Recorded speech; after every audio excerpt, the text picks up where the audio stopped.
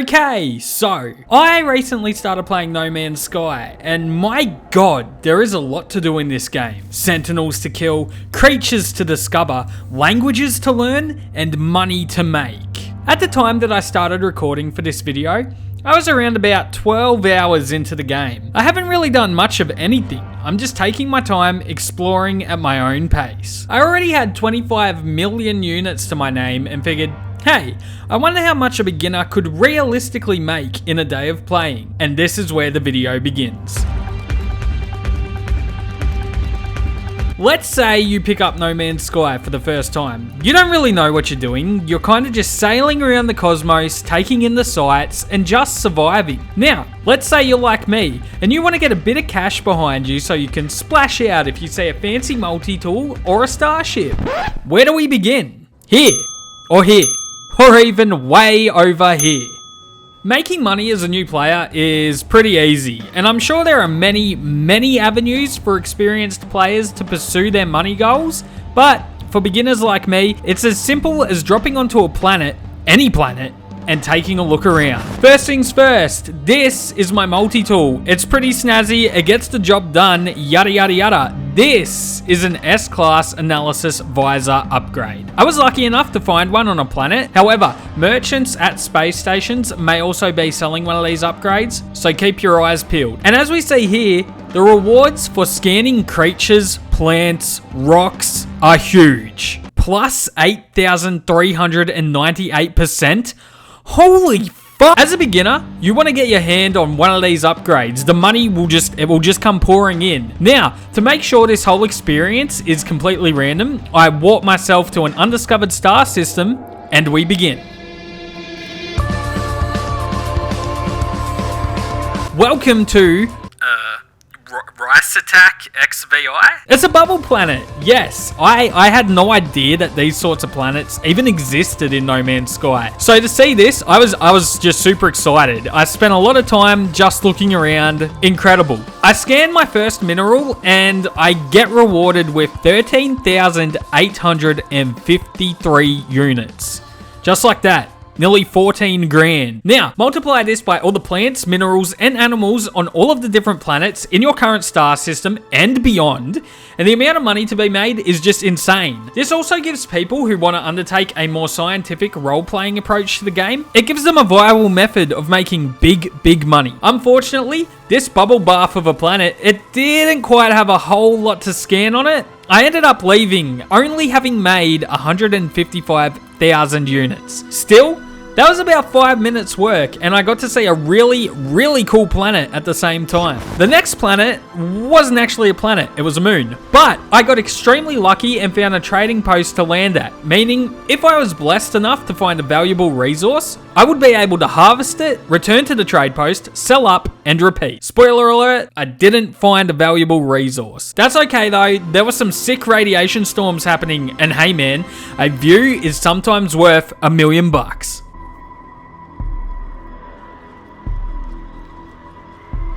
I scanned my little heart out, which got my daily earnings to just over 1 million units already.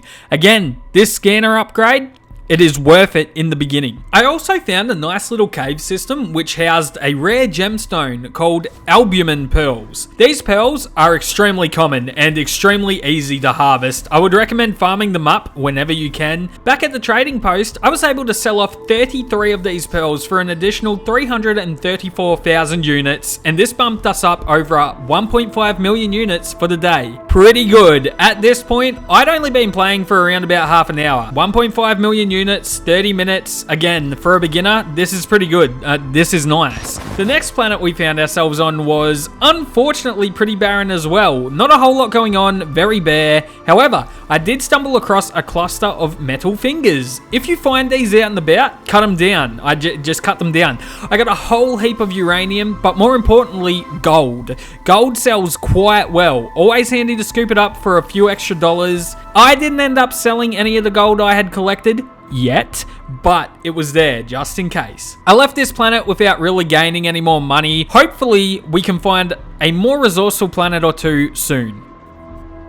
We were coming up to an hour of gameplay, and our next planet was not the bountiful soul that I was hoping for. There was lots to scan, which is always nice. However, the cave systems were only giving up albumin pearls again. These are okay to gather up, but I know there are rarer resources out there. After scanning everything I could find, I was up over 2 million units. Unfortunately for me, the next 2 planets I visited were also highly unviable for any money-making schemes. So I just peaced out from them pretty quickly and ultimately decided to try my luck in the next system over. And my space exploration paid off in a huge way. No, I'm just kidding, it didn't. The first planet I landed on had an abundant amount of vortex cubes. Like the albumin pearls, these are pretty common, and to my detriment, they raked in about half of what the pearls did at market. Either way, I spent time collecting as many as I could before finding a local trade center and offloading them. I sold 85 vortex cubes for nearly 500,000 units, putting my daily total up to around about $3.5 million. Not bad, it could have been better. Luck is playing a vital role in this story, and it is not smiling upon me. And then it happened. Anhobenja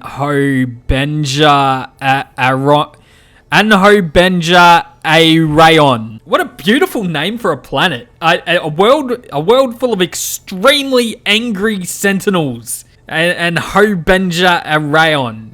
Cool. So what's making the Sentinels so cranky, you ask? These glowing balls of fortune. Gravitino balls. Now, touch these and the Sentinels get really angry and will just start attacking you. However, if you have enough firepower, well, you can take the fight to the Sentinels.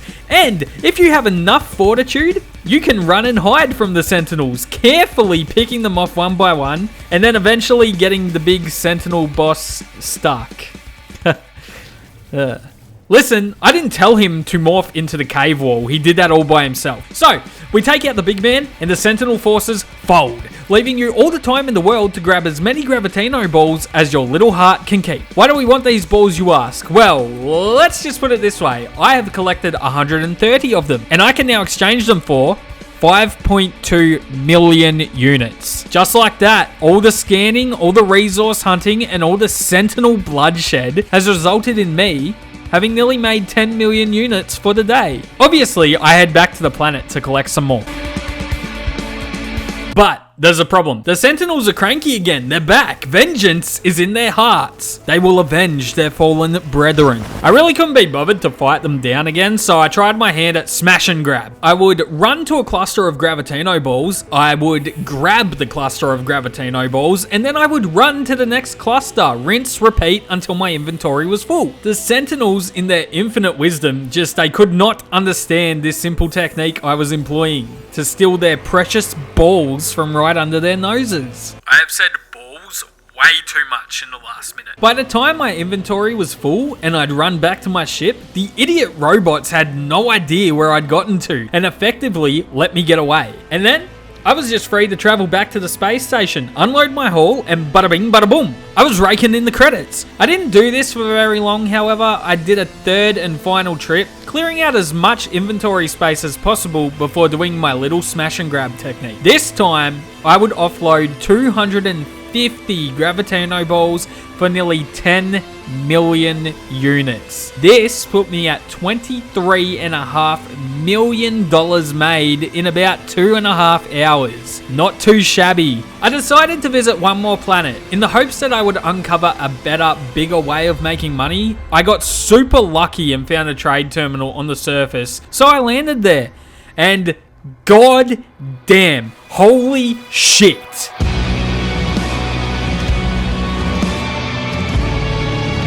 That is the first time that I have seen one of those giant worms. Holy fuck! I was close to doubling my money and decided that if I could do it within 3 hours, that would be a decent attempt. With the clock ticking down, I started exploring. And a Titan worm burrow? Oh shit. Alright, let's check it out.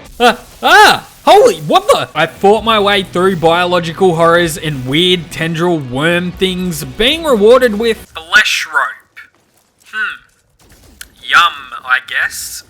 Back at the terminal and winding down to 3 hours of gameplay, I sold off a few vortex cubes, a bunch of the gold I had previously found, all of the flesh rope I had just acquired, and found myself agonizingly close to 25 million units made for the day. I looked through my inventory, I sold off a bunch of pugnium, I don't know, taken from the fallen sentinels, and then I sold off some silicate dust. Yes, silicate dust. What a fitting end to this, I must say. And with that, I had made 25 million units for the day on the dots. In under 3 hours of playtime, I had effectively doubled the money I made in my first 12 hours of No Man's Sky. And I did so in a relatively painless way. I still got to explore, I still got to experience some of the absolute wonder and madness that is housed in the galaxy. And yeah, that's how much money a beginner can realistically make in a day on No Man's Sky.